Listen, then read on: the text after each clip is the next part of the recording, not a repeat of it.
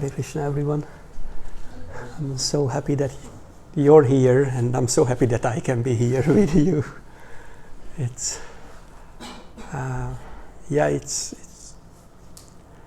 was coming from way back, and it was a desire to come for quite some years now. But I'm really happy that finally it is realized. Thank you so much for reaching out. It's just amazing, and I really hope that I will be able to come back regularly. And can you hear me? Yes. All right. Okay. And that I will be able to. Hare Krishna.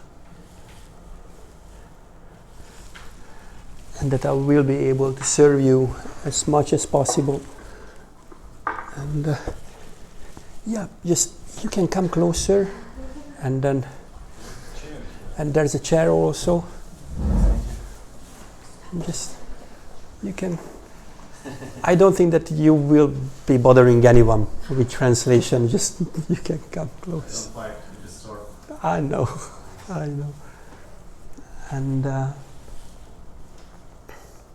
so I really hope that I will be able to come back soon and regularly, and that we will be able to spend more and more time together, and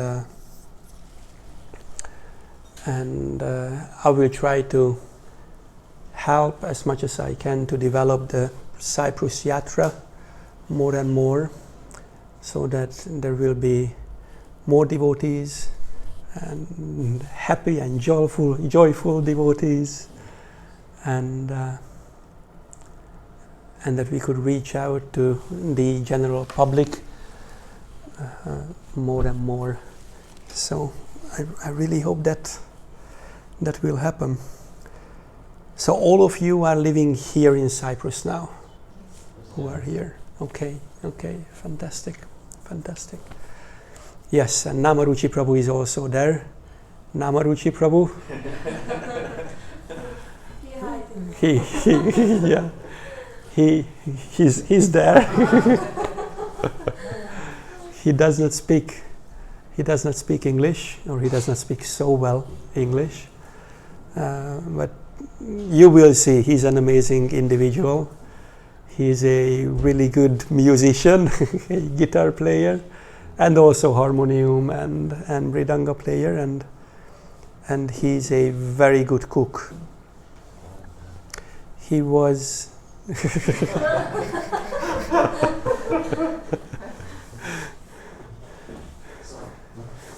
he was cooking for thousands of people per day at a time. So he's really amazing. Yes, that's him. You can see him right there. And and we might just come with both of our families sometime later on. Although we haven't seen anything from Cyprus, we just saw the airport and then we came here. But we will have some time today and tomorrow and maybe on Monday to just walk around and see some. But it's definitely warmer than Hungary, for sure. I don't know how warm is it in the summertime. Is it too warm? It's too hot. Just 2 months. In Hungary, just 2 months. during the summer. Oh, okay. Well, in Hungary we can have around, 35 degrees for a month, or a bit more than a month. That sometimes peaks up to 40, 42. And it can be really dry. How hot it gets here in Cyprus? So humid here. Humid. It's humid. Oh, okay. Okay, it's humid. Go around saying wet. Oh, okay. So it's like Mayapur. Much better, but it's much better. Okay.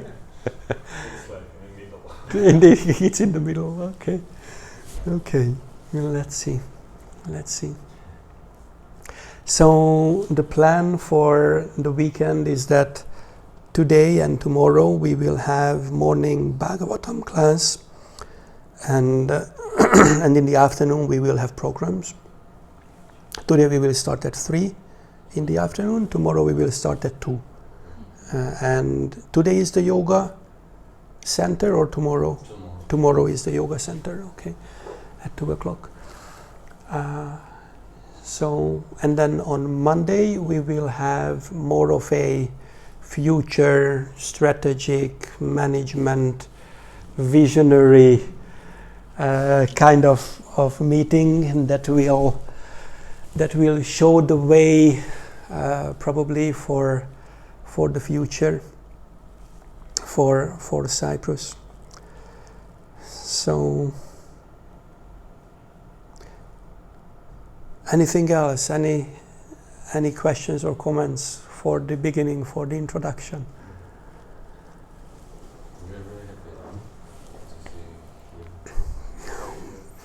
to see Eventually. Yes, eventually.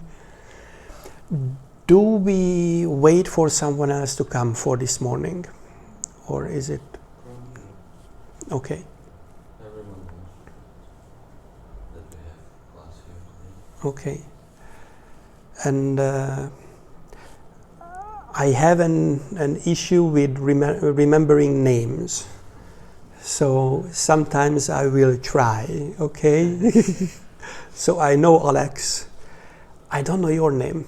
Rajajana does. Vrajajana Prabhu, okay. Pada Sevana Prabhu, I know. Dayalnitai does. Dayalnitai, okay, that will be easy. Dayalnitai, because our deities in Budapest are called Dayalnitai Vijay Gauranga. So Dayalnitai, Vrajajana. Ranjana. It's like it's no, not Ranjana, just Vrajajana. Okay. From Radha Madhava. Okay, Vrajajana. Okay, good. Okay. Namaruchi Prabhu. Okay, we know Namaruchi Prabhu.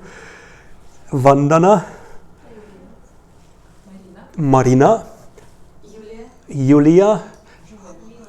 I remember Lilarani. Okay, that's good. And you're Narahari. Okay, I'm just trying to put things together in my mind. Okay. we have much more devotees in afternoon. Okay, that's good. Well, at least I should remember you. Okay. And my name is Radha Krishna Das.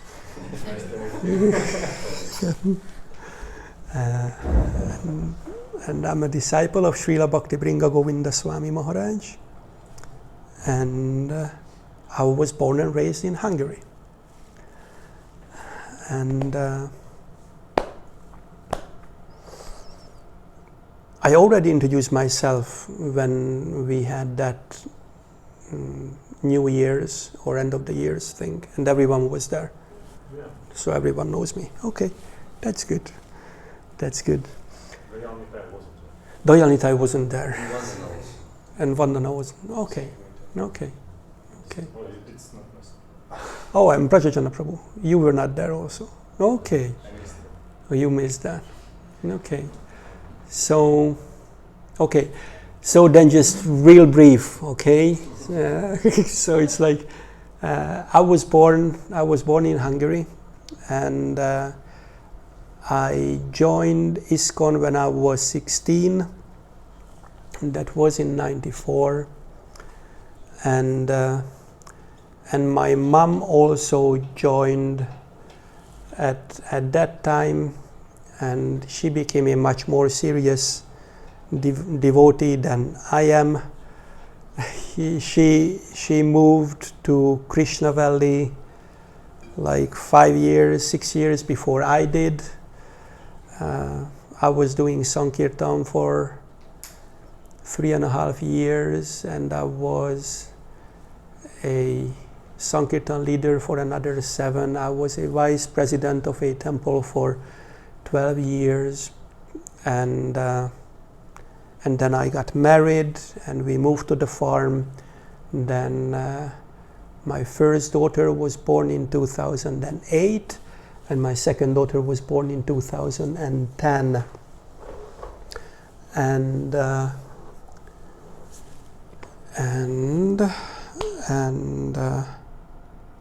we live in the village near Krishna Valley. I was living in Krishna Valley, but then I became the deputy mayor of the village. And you asked me if I know some politicians yesterday. Yes, sure, I do. And not just politicians. I was in communication for quite some time, and I'm in charge of. Not in charge, because that's Gandharvika Prema Mataji who's in charge of communications, but I'm helping the communication in Hungary as much as I can. So I meet a lot of real high profile individuals. And I was into tourism, and I was the chairman of the Eco Valley Foundation. That was the first foundation in Hungary that received a observer status for the United Nations climate discussions or conferences, the UNFCCC. And in that regard, I was there in Copenhagen in I don't know when, way back. And we had some discussions in that regard, and also we could develop the Eco Valley Foundation in a way that it has cooperation with 8 universities, with the Hungarian Science Academy, and with really amazing individuals, religious and non-religious individuals who are scientists and professionals in sustainability. So I was doing that. By profession, I'm an agricultural economist and a rural development engineer. And I was in the board of directors of the Global Eco-Village Network Europe branch that consisted of 2,500 eco-villages. And I was in charge of change management within that for 3 years. And we could go through some really interesting phases there. And there I could see the real life of hundreds of NGOs trying to work together. You can imagine that. And everyone understands and everyone knows that they are right, and how we should move forward. But they are excellent individuals. Just it was really, really far out to be with them. And yes, I'll be able to tell you a lot about all of these things later on. And I became a GBC in 2017, I believe, something like that. And I became the GBC for the southeast part of Europe. That's still under negotiation, what belongs to that. But that's just natural, so it's Your predecessor. yeah. Who? Yeah, who was before you? There was no one like an area. That's a newer I would say, invention of ISKCON's management, and it's a conscious decision towards a more livable management and leadership. Because when you have areas in South America, Russia, Africa, and a portion of India, you just, how can you focus on developing all those? You're always constantly on an airplane, and you cannot visit each and every of your places once a year, even if you're always on an airplane. Anyway, so because of that, we try to reconfigure the whole coverage of the world by areas that's more manageable. So this is the Southeast Europe area that we call GBC. GBC, Southeast Europe. So GBCC. So let's see what the GBC can see. And also I was speaking about that I'm not so much of a an authoritarian kind of manager or leader that comes and says what to be done and asks and expects that those things are done. I'm more trying to see patterns, and I try to see opportunities, and I try to see the abilities of the individuals who are there in an area and build on those. And I'm really focusing on training and education individuals, because I really believe that if we develop ourselves, then we can attain anything as individuals. At the same time, I do not see that individuals' nature can be changed too easily, and skills and nature can be developed to a certain degree, but not so much. But individual personality can be grown unlimitedly. So what I usually try to do is to understand the individual's nature and skills who are there in an area, and inspire them to use those skills and use that nature to attain real heights of potential as an individual and as a group. I hope that makes sense, like that. So let's see how it will work out on Monday, and while I'm here. So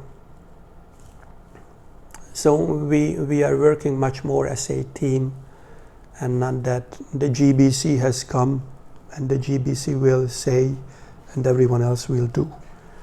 Okay, so we will work together on that. I think that's enough of me and my ideas. And we could dive into the Srimad Bhagavatam, and we have time until, what was the idea? We have time until, who knows? Okay. Until 3, okay. Until 3. 11:30, okay. Okay, and then we will have lunch here later on, or we go? Lunch here. Lunch here, okay. 1 p.m. Okay, oops, okay. So, let's see. There we are. Okay, so how let's start with the prayers, and then we will dive into the Srimad Bhagavatam. Om Namo Bhagavate Vasudevaya. Om Namo Bhagavate Vasudevaya. Om Namo Bhagavate Vasudevaya.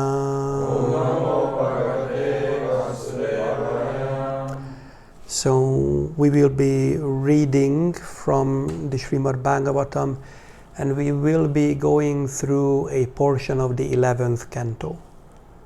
Okay, that's not the first canto where we usually start the Srimad Bhagavatam, but I hope we will have an overall understanding of the Srimad Bhagavatam, different cantos, and the importance of the 11th canto. Okay. Om Ajnanatimrandhasya Jnananjana Shalakaya Chakshurunmilitam Yena Tasmai Shri Gurave Namaha. Nama Om Vishnu Padaya Krishna Preshtaya Bhutale Srimate Bhaktivedanta Swamin Iti Namine.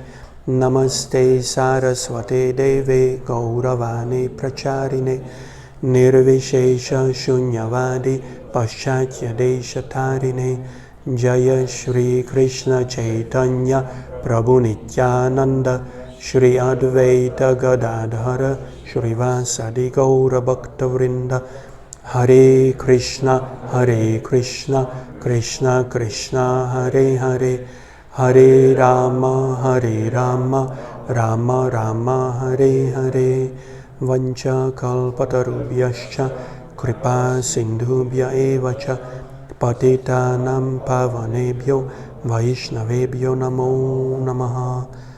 Namo Vishnupadaya Krishna Prasthaya Bhutale Srimate Bhaktivedantda Govinda Swaminiti Namine. So, how many cantos of the Srimad Bhagavatam have you read? 8. Okay. 10. Okay. Anyone else?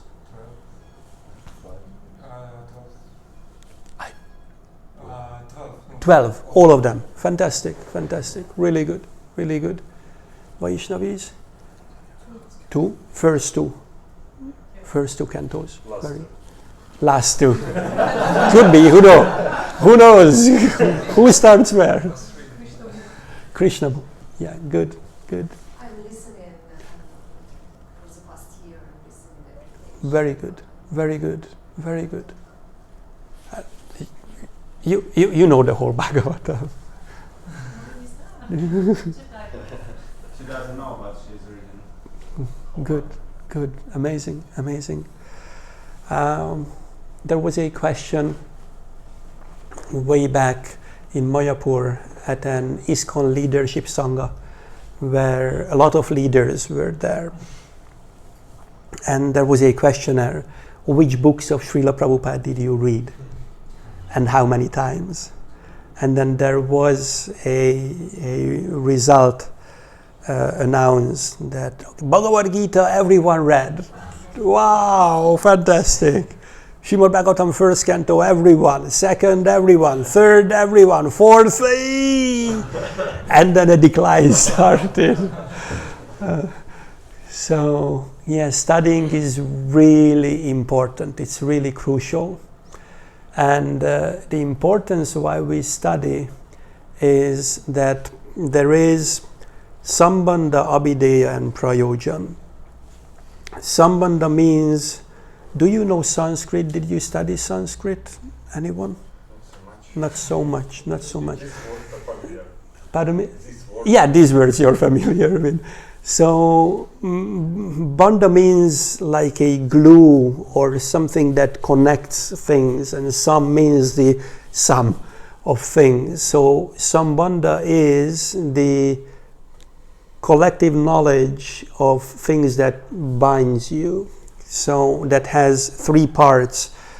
It explains who you are, who Krishna is, and what's your bandha, what's your connection with him.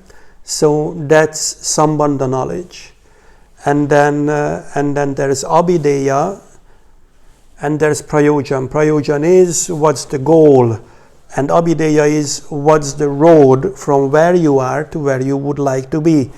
And that's true for everything in life. So it's not just in Krishna consciousness, but in everything. So if you're in Paphos, then and you would like to go to Limassol, you have to know how to get there. So, and it's not enough to have the knowledge how to get there, but you have to have a car, you have to have petrol in the car, and all of those things. So you have to know that there is a relationship in between the petrol and the car. And if you have an electric car, then a different petrol goes with the electric car. So you have to have, this is sambandha. So it's the same thing here. So we have a goal, and the goal is, what's the goal? The goal is Krishna Prema. So to reach Krishna Prema, we have to have some knowledge about where we are, who Krishna is, and we would need to know the surroundings. So we would need to know what's the car that we have. Bhumir apo nalo vayu kammano buddhir evacha ahankara itiyam me binna prakriti rashtada. Krishna says that these 8, earth, water, fire, air, ether, these 5 are his gross material energy, and then mind, intelligence, and false ego, those are the subtle material energies, and these 8 makes this vehicle that we have now. So we have to know what's the fuel of this vehicle, and there are 2 types of fuel. One that binds us here to the material world, and one that frees us from it. And it's interesting because from an external point of view, they look the same. It's like it's a piece of bread, or olives, or dragon fruit, or something. That's the petrol. But if it's bhoga, it binds us to the material world. If it's prasad, then it frees us from the material world. And at the same time, there's fuel for the subtle body, and that could be association, that could be knowledge. And if it's bad association, then the result is that it will bind us to the material world. If it's good association, it will free us from it. If it's knowledge that is focused on reaching material things, then it will bind us. If it shows us how to use our material things in Krishna's service, then it will free us. So, as Srila Prabhupad said that many times, that a knife can be used in 2 ways. It can be used in curing someone if you're a surgeon, or it can be used to hurt someone if you have other intentions, but it could be the same knife.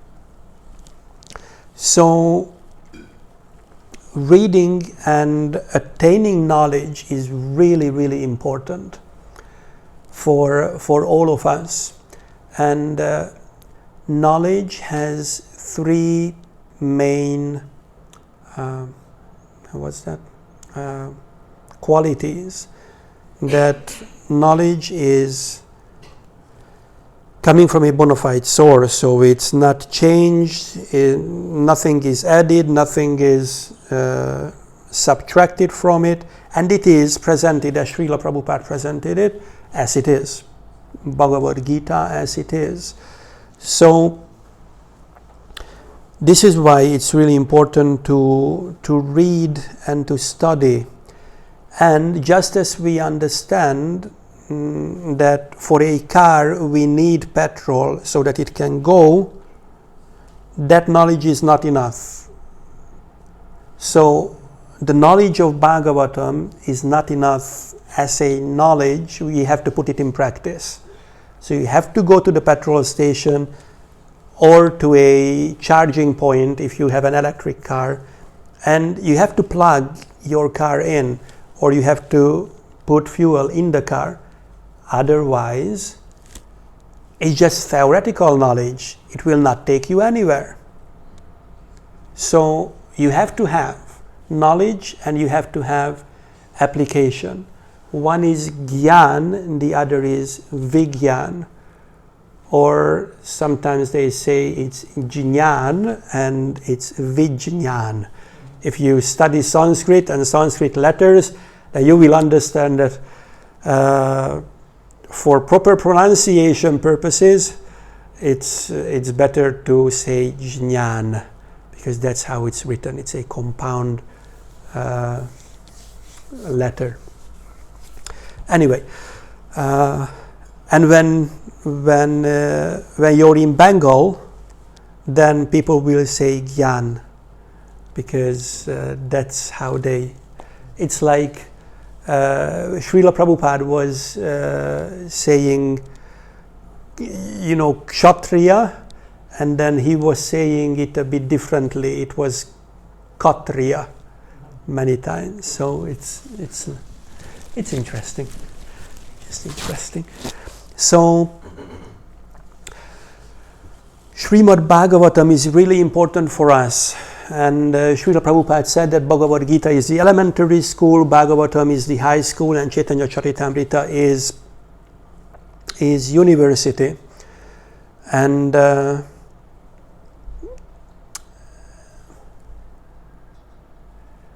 then there is BA, MA, and PhD that also Srila Prabhupada referred to. So BA is the beginning of the Srimad Bhagavatam, the first couple of cantos, first 3, first 4, and then MA is the whole Bhagavatam, and PhD is Chaitanya Charitamrita. We have a college in Hungary. Did I speak to you about the college before? Not really.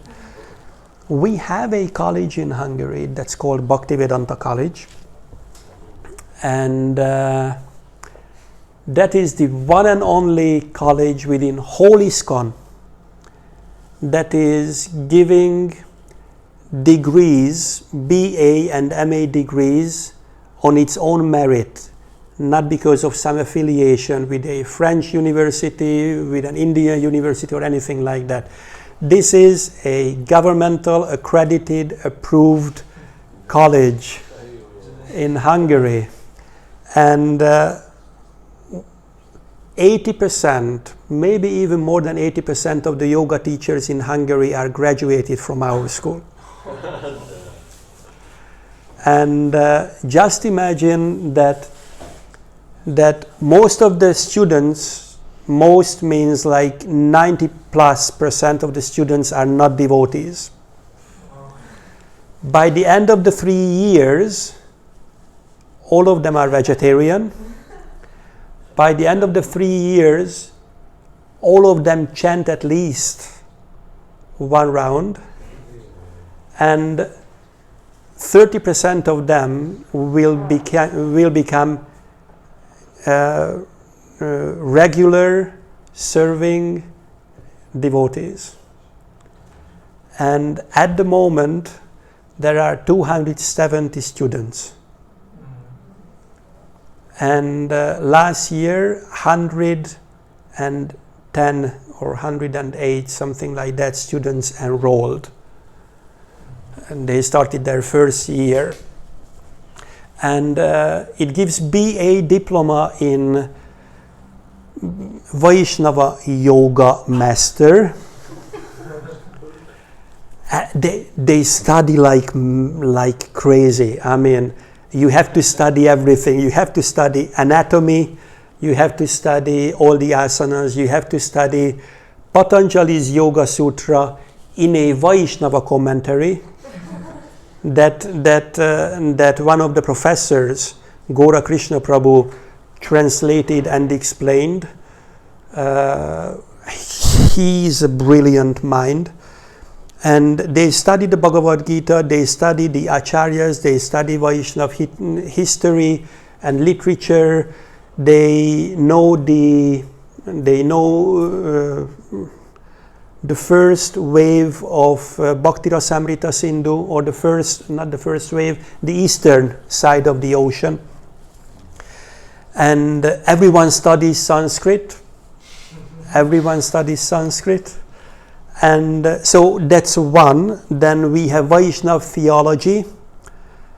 And there you go deep. There's no anatomy and things like this there, but you go deep in the Srimad Bhagavatam and everything, and you have a much deeper Sanskrit studies that you have to do. And then there is MA, so it gives MA degree also in Vaishnava theology, and MA degree in Vaishnava Yoga Master will be from 2026, and this February, so in 2 weeks from now, we start the English the English course, because so far everything was Hungarian.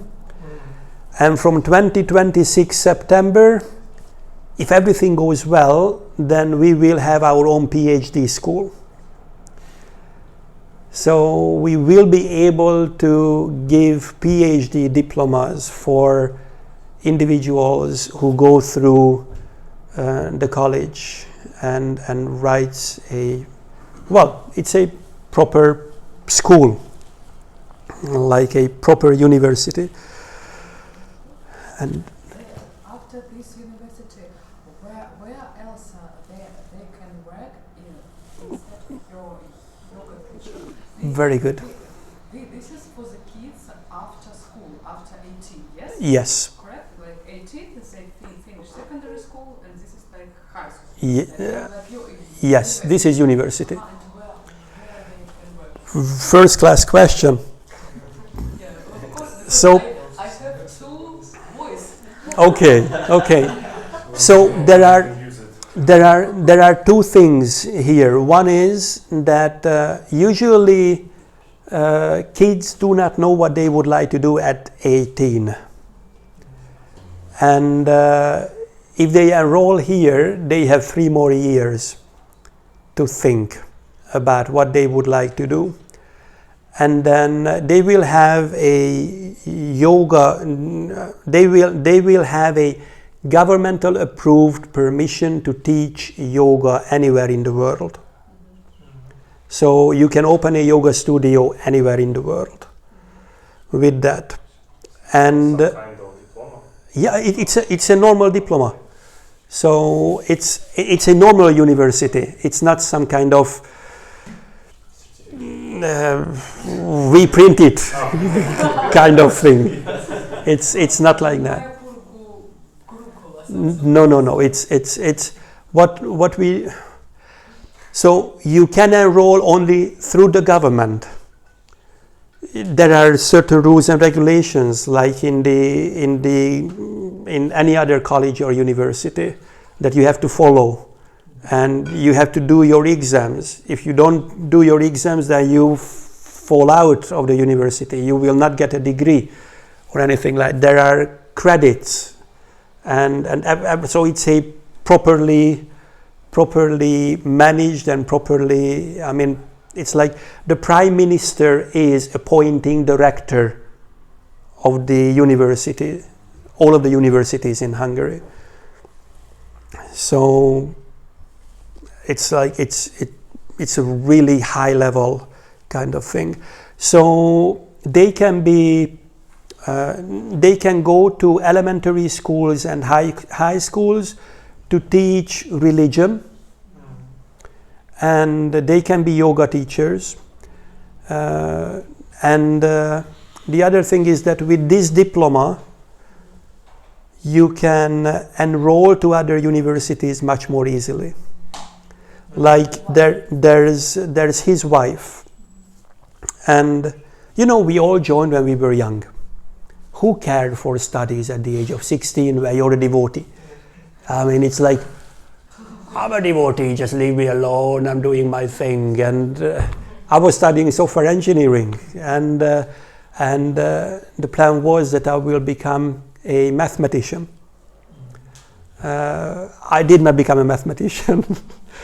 I was studying software engineering and robotics in 95, 96 in university, but then, I was living in the temple. My mom also. So we were living in the temple, and it was the third semester, and I just wrote to my Guru Maharaj, I wrote to Govinda Maharaj, what can I do to serve the devotees during Prabhupada marathon time? Because I'm studying. I cannot go out. I'm studying. And then he said, Radha Krishna, what I've seen is that Sankirtan devotees, especially during Prabhupada marathon, they really need proper fuel, really good prasadam. Why don't you cook for the devotees? I spoke with the TP. The TP said, yeah, fine. So every day, I woke up at midnight. I went to the temple because the ashram was a bit further away. So I went to the temple. I started cooking at 1 o'clock in the morning. Everything should have been ready by 7 o'clock, offered and everything done. And I was asking, Hare Krishna Vandana Mataji. I was asking my Guru Maharaj, okay, what kind of prasadam should I make? And he said, every day cook a feast. So every day I was cooking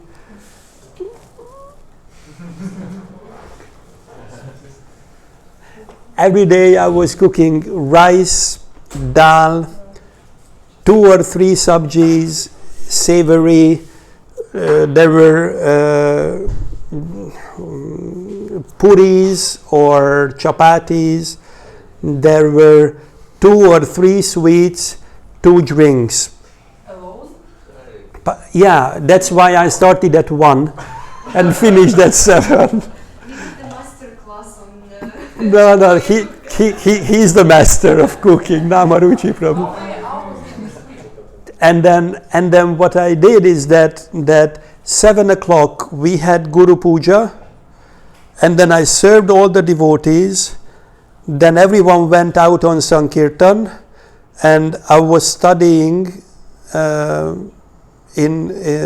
for my classes, and then I went to university from, I don't know what was that, 11, 12 o'clock until 8 in the evening.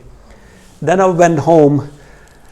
I went to sleep. I slept 3 hours, and then I went, and I was doing this. So that was my Prabhupada marathon in 96.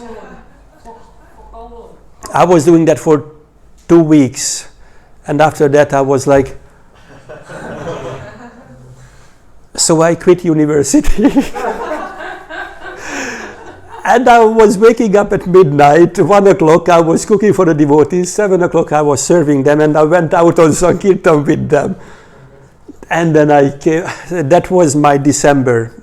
And then after December, I was like, I did not know where I was. And then I wrote to Govinda Maharaj what I did.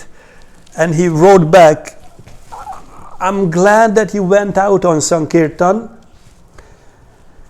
Although I did not ask you to do that. And I asked you to cook for the devotees. And in regards to you quitting university, I'm really not happy about it. And you should always remember that I never want to hear, ever in life, that you will blame ISKCON for quitting university. No one asked you, no one told you, you did it anyways. It was a wrong decision. So I did not went back to university, but I never ever said that it was ISKCON who made me leave university. But later on, I went to another university, and that's where I became agricultural economist and rural development engineer. So,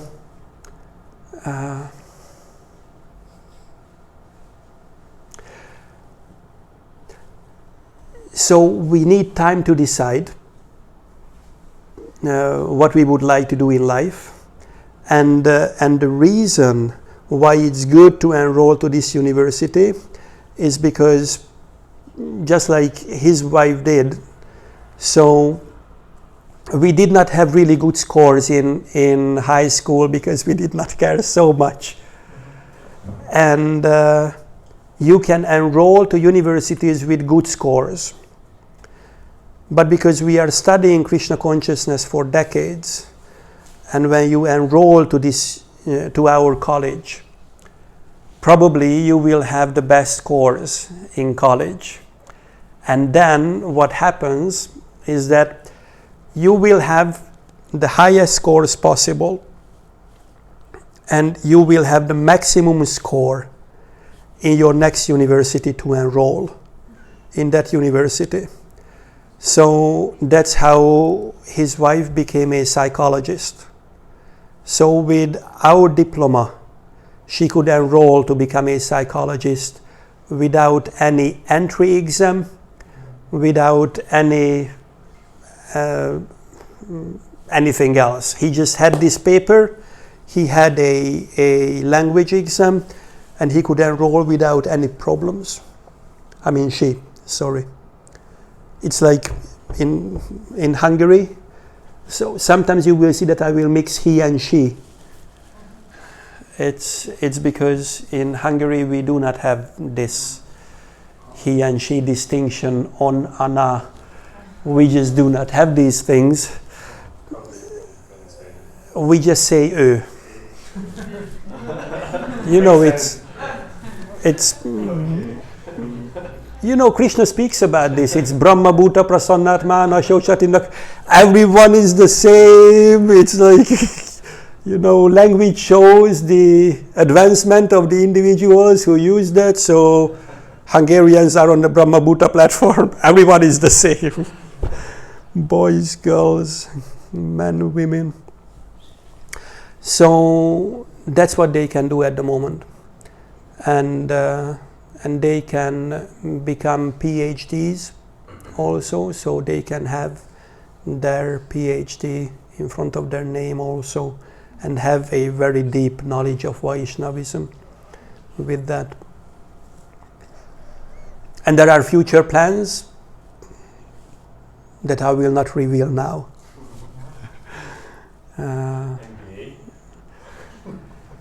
No, we were not thinking about going into economics, but there are some other areas like sustainability and IT not so much. Although we have some IT professionals, but not so much. Yeah, healthcare and sustainability we are thinking of extending, and I might let you know the healthcare part later on, because that's a special thing now. So it's really crucial to have knowledge, and to have systematic knowledge, and to have that knowledge applied, properly applied. And by the way, Cyprus is in the EU. So if you would like to send your kids to Hungary to this college, then it can be fully funded by the European Union, because we are in the Erasmus program. And Turkey is also included in this. So now there's a Turkish Motaji who is studying to become a biologist, and she stopped her studies for a year to come to Hungary and study there on an Erasmus program, and it covers everything: travel, accommodation, prasadam, and studies. How long is this study? 3 years? It's 3 years. It's 3 years. Yes. So all the kids are welcome. And we have ashrams, and we have places so that they can stay if they would like to. And we have really, really excellent teachers. I mean, you cannot imagine the knowledge of those teachers that they have. It's just super excellent. Is it in a farm or where is it? No, it's in Budapest. It's in Budapest. It's in Budapest. So it's just 2.5 hours by plane. I almost said that it's closer from here to Budapest by plane than from Budapest to the farm by car. But no, it's not, because there is a highway and it's only 1 hour and 45 minutes to get to the farm. So there is no online, it's only... At the moment, there is no online, but very soon. Courses will be, not the whole university. And at the same time, this will come in Monday, and it's recorded, but it's okay. But you can certainly think about, if you have the PhDs, teachers here in Cyprus, among the devotees, or you can find them, then we could just branch out and start a university or a college here. Not just for the devotees, but for anyone and everyone. And it could be the first yoga university in Cyprus. That's for Monday. And it's very far looking, and we are not focusing on the 11th canto now. But yes, knowledge is really, really crucial. Anything else on this? Pardon me? On Monday. On Monday. No, we can. I don't know, where do you put these up? The recordings? Usually we put it on YouTube, our YouTube channel. Okay. Is it a public YouTube channel? Yeah, okay. But we can not publish it. Okay. Or you can just cut some parts of it. I know it's too much work.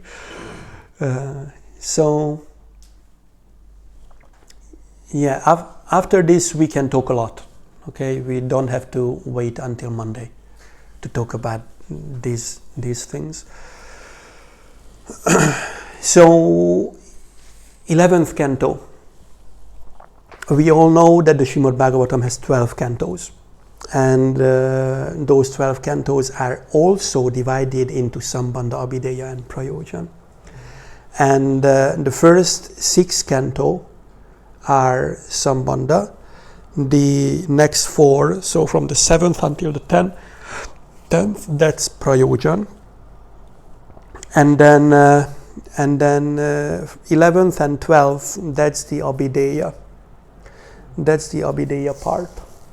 And there are these verses that from the Padma Purana that tells which canto represents what part of Krishna's body. And I just read these in Sanskrit and then just translate into English, because these are Hungarian slides. So, Pado yadiyu pratama dvitiyo tritiya turyo katito yad uru nabhis tata panchama eva shashto bujantaram dor yugalam tatanyo. The first and the second canto of the Srimad Bhagavatam are Sri Krishna's lotus feet. The third and the fourth canto are his thighs. The fifth canto is his navel. The 6th canto is his what's that? Chest. The 7th and the 8th canto are his arms. Kantastu rajan navamo yadiyo mukharavindam dashamap prapullam ekadasho yasya lalatapattam shiropi tudvadasha eva bhati. The 9th is his throat. The 10th is his gorgeous lotus face. The 11th canto is his forehead, and the 12th canto is his head. That comes from the Padma Purana. So let's do the 11th canto. So the 11th canto, I'm just trying to show. So I might be able to show it. So 11th canto. This is a simplified structure of the 11th canto. It has 3 parts, A, B, and C. And the first part is divided into 4 parts, actually 3 parts in the 11th canto. The first chapter, the 6th chapter, and the 30th and the 31st. So the last 2 chapters of the Srimad Bhagavatam. The second, or the B part, that is from the 2nd to the 5th chapter, and the C part is the Uddhava Gita. Uddhava Gita. So we study these 2 Gitas, the Bhagavad Gita and the Uddhava Gita. And this B part, this is Nimi Maharaja's and the Nava Yogendra's discussion. That is really important for us because it covers 9 groups of important questions for all of us. And if we go back a bit, this is a bit more detailed. This is the what's that? The timeline of the Srimad Bhagavatam. So we know that the Srimad Bhagavatam is not according to a linear time. It jumps here and there because the knowledge is much more important than the linear history. And this shows what is the relationship of the 10th canto with the 11th canto, how they two relate to each other. So in the 10th canto, Shukadev Goswami is speaking about the Yadu dynasty. And here in the 11th canto, Sutta Goswami is speaking about Krishna's thoughts about the Yadu dynasty. So that's how these two are connected. And then the 11th canto, Shukadev Goswami speaks about Arjuna's activities. And in the 12th canto, Shukadev Goswami is continuing describing the Vamsha. Vamsha is the, what's that in English? The Dynasty. Yeah, the dynasty. Thank you. So it speaks about the different dynasties. So that's the structure, and then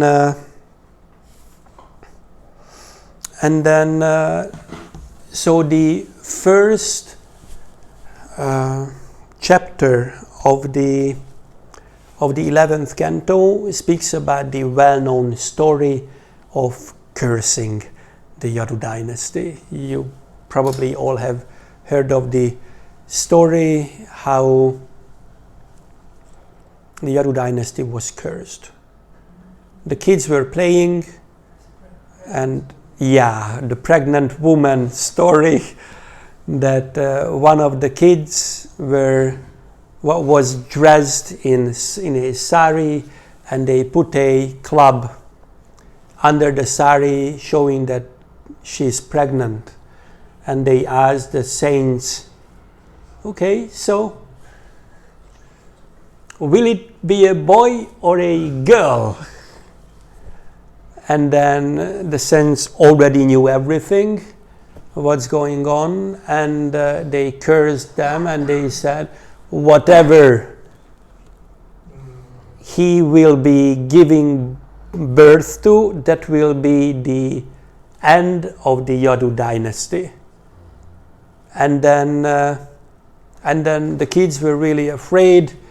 They were really shocked, and they ran away, and they told what happened, and then eventually the elders of the Yadu dynasty said, okay, we understand this, so take that club and just grade it. Yeah, grade it to small pieces and throw it in the ocean. So they threw it in the ocean, and then there was this, when you grade something, then there's the end of it. That's this shape. You cannot grade it anymore. So it was an arrowhead shape that stayed, and all of the graded pieces of club, they sprouted in the shore of the ocean, and became iron strong bamboos, and it was in Prabhash. That was the shore, Prabhas Kshetra. And then what happened is that okay, so they did all of this, and then they forgot about it. And then later on we understand what happened in Prabhas Kshetra. But the question comes up, why is it that saints, because of this small mischief that was done, they cursed? And why wasn't it nullified later on? Why should this happen? So it should happen because that was Krishna's arrangement, that there should be a withdrawal of the Yadu dynasty. So Krishna was asked to appear in this material world to uplift the heavy weight on Bhumi Devi that was caused by so many armies. So he came and he did that, and there was only one army left that was too much burden, and that was the Yadu dynasty. And then Krishna had to withdraw his own dynasty from the earth. So Krishna arranged that everyone went to Prabhas Kshetra, and there they had some drinks, some kind of drinks, and Krishna and Uddhava stayed back. They did not go with the dynasty. They stayed back for some time, and that's where Krishna taught Uddhava the Uddhava Gita. And then later on Krishna followed, and Uddhava was sent to teach whatever Krishna taught him. And then in this way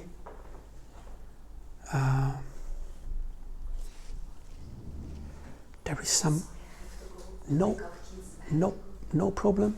There is Mahaprasad, and also there is, were you here with the kavachas?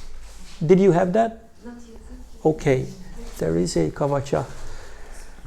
And in the Kavacha, there's Srila Prabhupada's Brahmin thread and Radhe Shyam's Abhishek remnants. Hare Krishna. I will pick you up at 2:45 because there's a program. Okay, very good, very good, very good.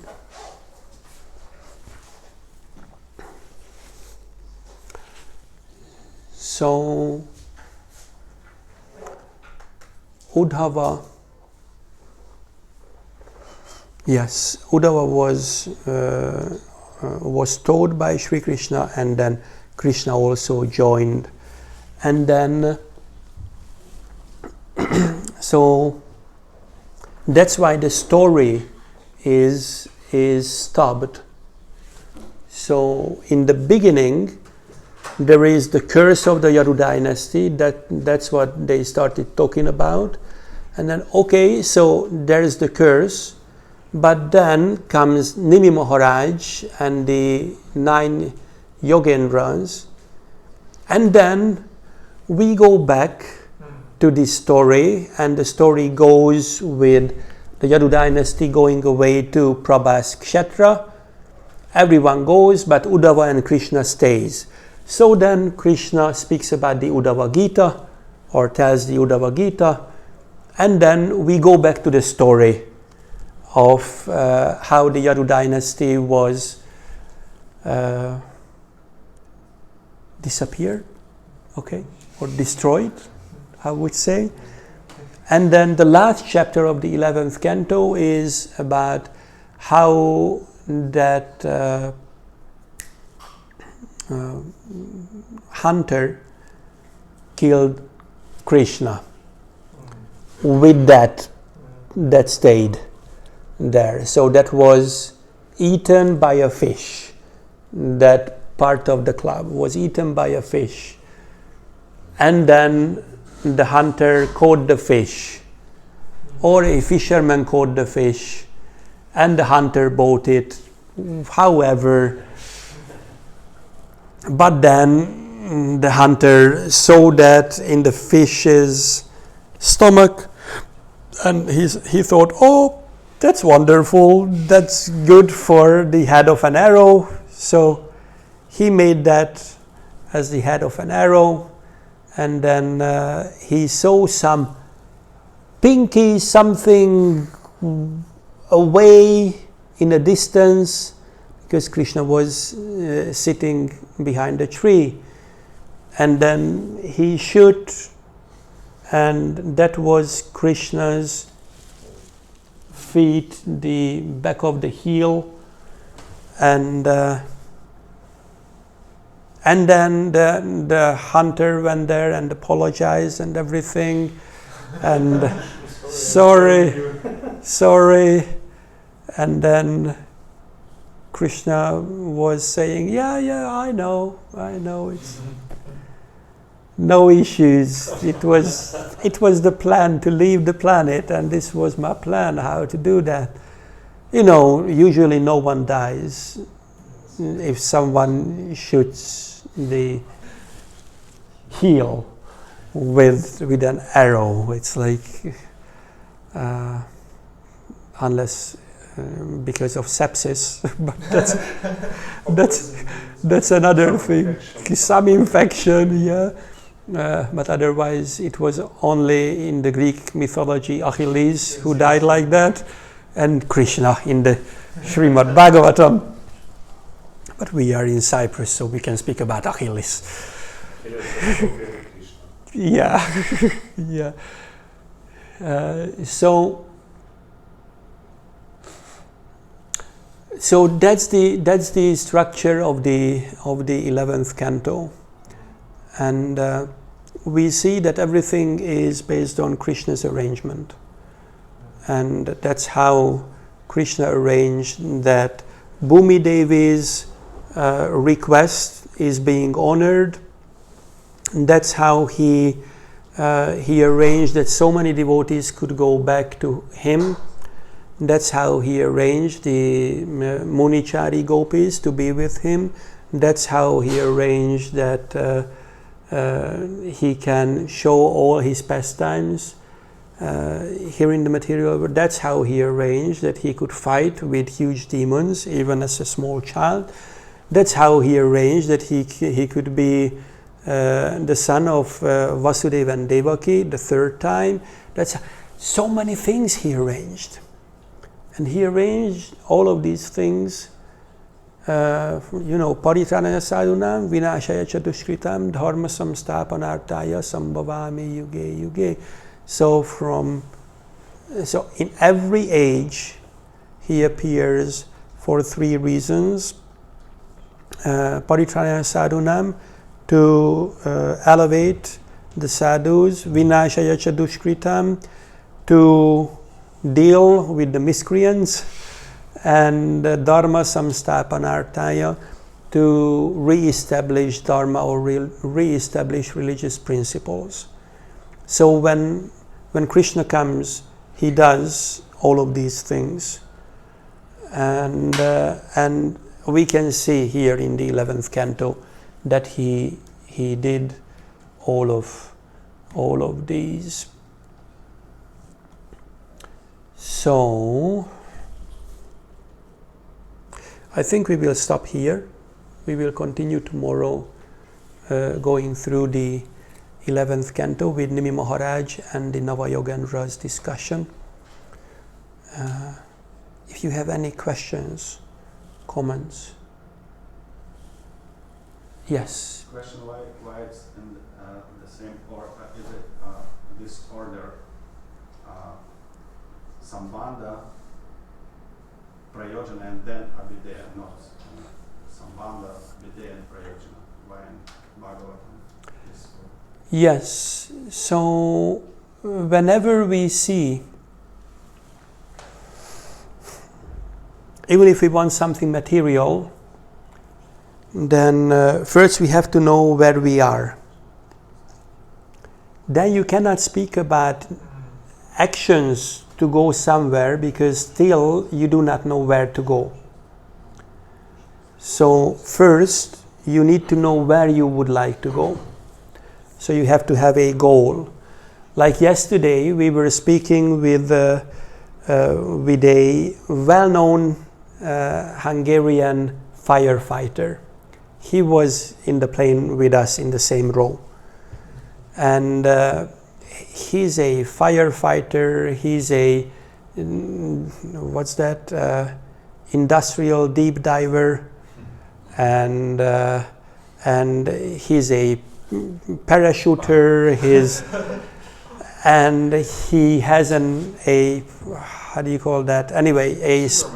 sport organization where he arranges for long distance swimming.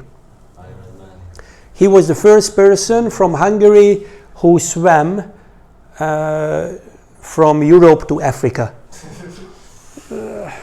Amen. And he's the only person who swam across Balaton, that's 5.5 kilometers, underwater with 6.5 tanks of what's that oxygen thing? Balloons, whatever, cylinders. So he was there. He was. So we were we were talking, and he was asking so many questions.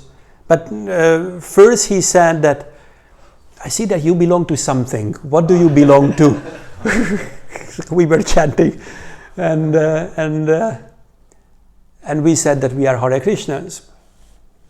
And then he said, I thought so. We thought, okay, what does he want to say?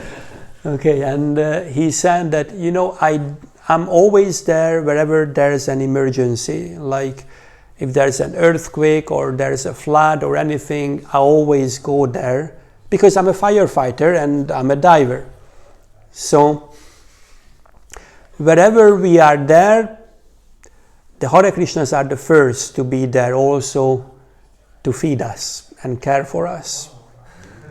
And that's what we do. We have a really extensive Food for Life program for more than, since 87,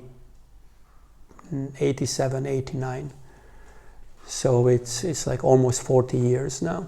We have that, and wherever there's something happens, we are always there, and we are feeding the people who are affected, and we are feeding those who are helping them also. So he said that you're always the first to help us and to feed us, and I really love your food. We said, yeah, we know, we love our food too. So, and then he asked, do you have to follow any rules and regulations? And we said, well, you know, the thing is that everyone has a goal in life. And if you want to reach a goal, then there are certain rules to follow for that.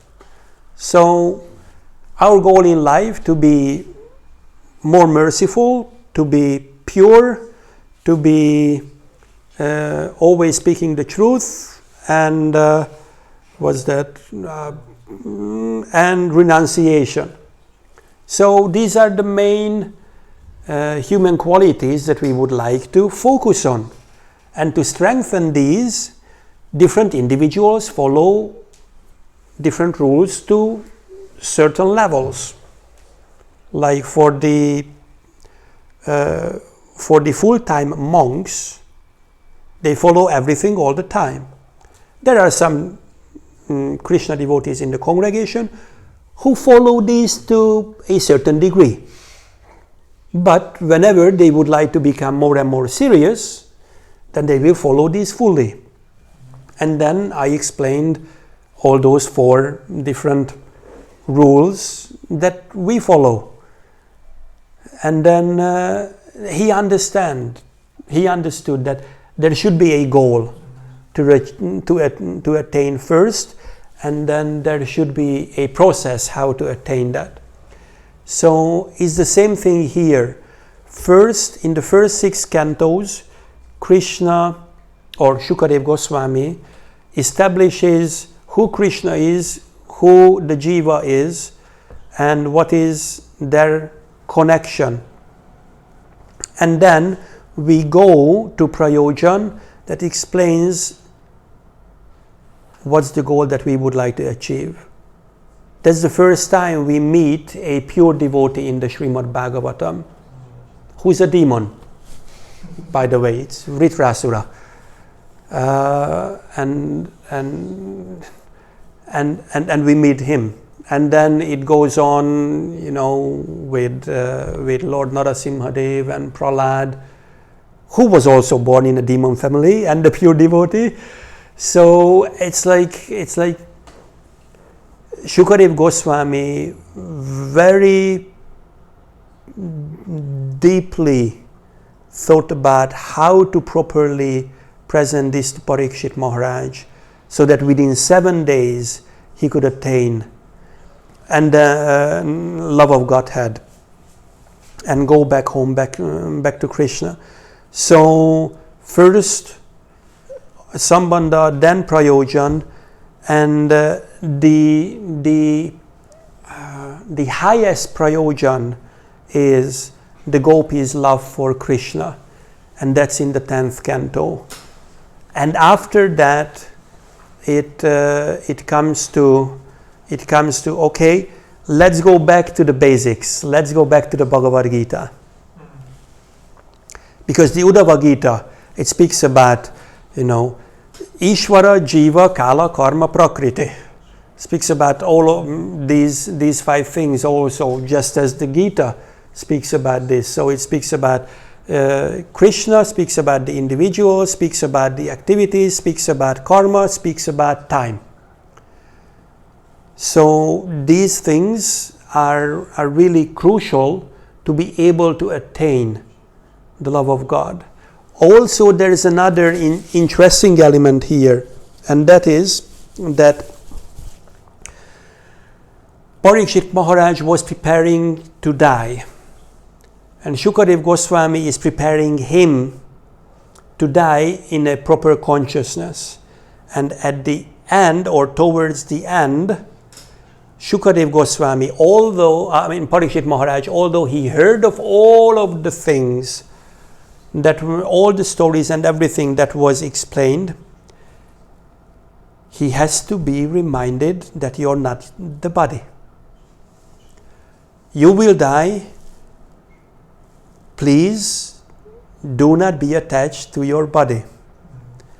And Shukadev Goswami just re-explains everything that was that's there in the Bhagavad Gita through the Uddhava Gita. It is. So from this we can understand that we as spirit souls entrapped in this body, we are so attached to this body that even such amazingly great souls as Parikshit Maharaj should be reminded before his death. You're not this body. Please remember, you're not this body. By the way, did I say you're not this body? So it's like it has to always be there to teach us, not for Parikshit Maharaj, but to teach us that we can be really attached. So that is the reason why Abhideya, or the process, is left at the end. Does that? Yeah. Okay. Logical. Thank you. Can I ask another question? Yeah. Bhagavad Gita, about these 5 topics. Yes.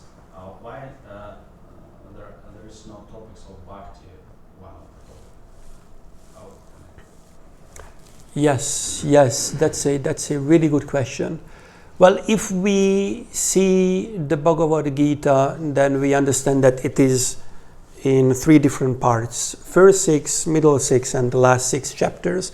The first 6 is speaking about which yoga? Karma yoga.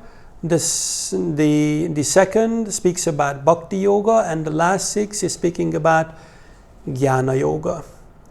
So it's divided in like this, and in the middle Bhakti yoga is there because it is safeguarded from both sides. So you have to go through the first 6 chapters to get there and to understand Bhakti.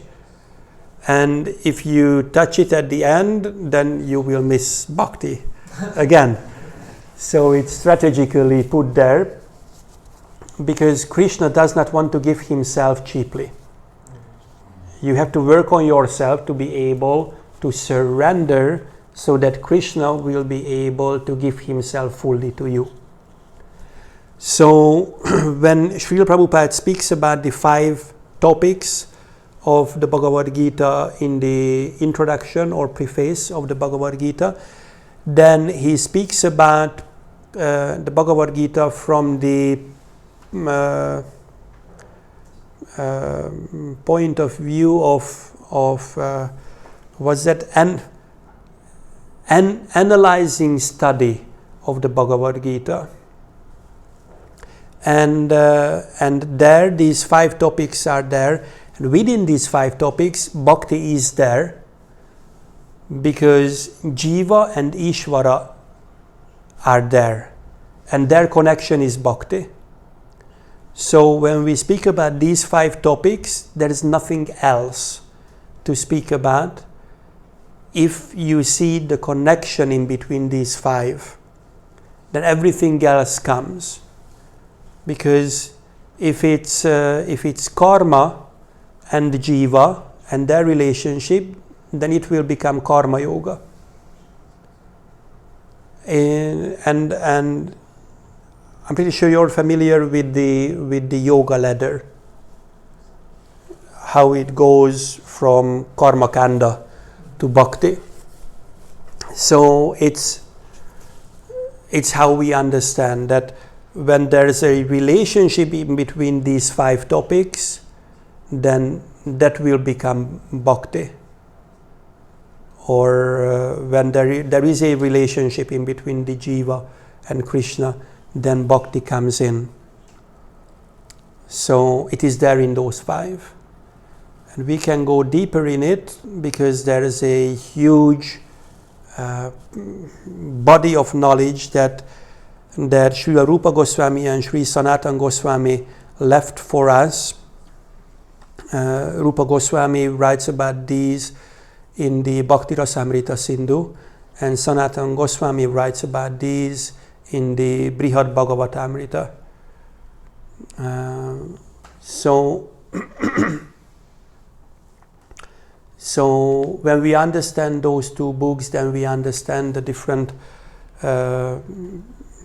elements of relationship in between Krishna and the Jiva, or two topics of the Bhagavad Gita. Does that make sense? Yeah. Anything else? Anyone else? Thank you very much. So you told that if theoretical knowledge is not applied in real life, it's useless. And my question is, if Thank you so much for the breakfast. Thank you so much for your association. We'll meet in the afternoon. Hare Krishna. So if reading and studying Bhagavatam and other Bhakti Shastras is merely kind of theoretical process, or does it have a value itself as also as anger of Bhakti? Like, could we value this studying Bhagavatam as kind of practice? Yes. So that's my question. Very good question. Yes, so there are 5 main activities that we do, and studying Bhagavatam is one of those. So what we do is Sadhu Sangha, Nama Kirtan, Bhagavata Shravana, Mathura Vasa, Shri Murtira, Shraddhaya Sevana.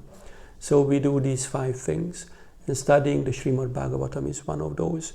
So it is an activity, but occupying knowledge only and not trying to put that in practice,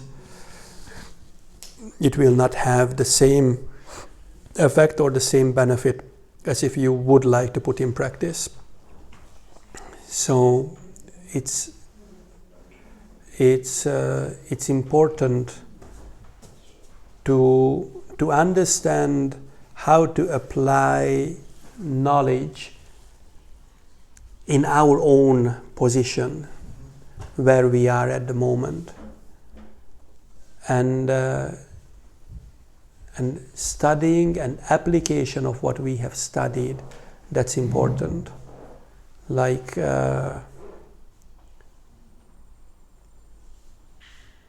don't remember any stories from the Srimad Bhagavatam where someone did not try to put knowledge into practice and to apply those things. And like Rupa Goswami and Sanatana Goswami, or the Goswamis, they were really immersed in studying, but they put that in practice. They wrote those things down, and they were renunciates, and they were caring for other living entities. So all of those things are there. So when you study scriptures, then the nature of that study will be that it will force you to act like what you read, if you do it properly, if that's the goal. If your goal is to attain Krishna Prema with your studies, if your goal is to conquer everyone with your knowledge, then Krishna Prema will be hidden, and then you will become proud of your knowledge and not humble. So, like amanitvam, adambitvam, ahimsa, kshantir, arjavam. So we need to be humble, and we need to be devoid of pride, and we have to have ahimsa also within us. Without these things, knowledge will just make us puffed up and proud. And it will just drive us away from bhakti, not just bring us close. Does it make sense? Anyone else? And also, Yeah. so Bhagavad Gita was told in that Bharaka, or somewhere. Uddhava Gita, yes. Yes. Everyone else was sent to Prabhu's Kshetra, and then they stayed back. Yep. And also you told that there is a connection between 11th canto and 12th canto, that Shukadeva Goswami or Sutta Goswami spoke about Arjuna activities, right? Yes. So what were these activities?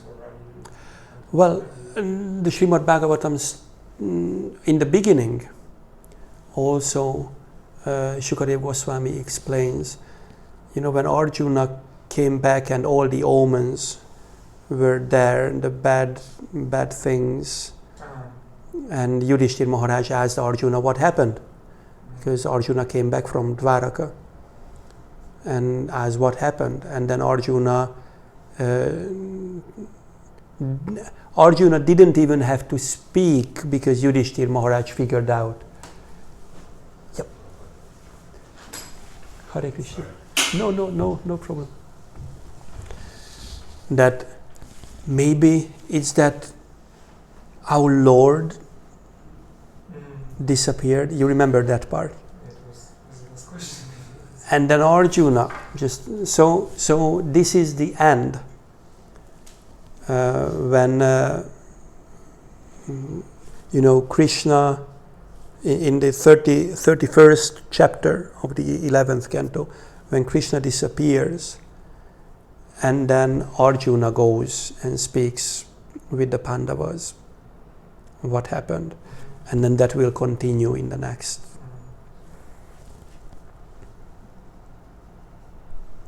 Anything else? Yes.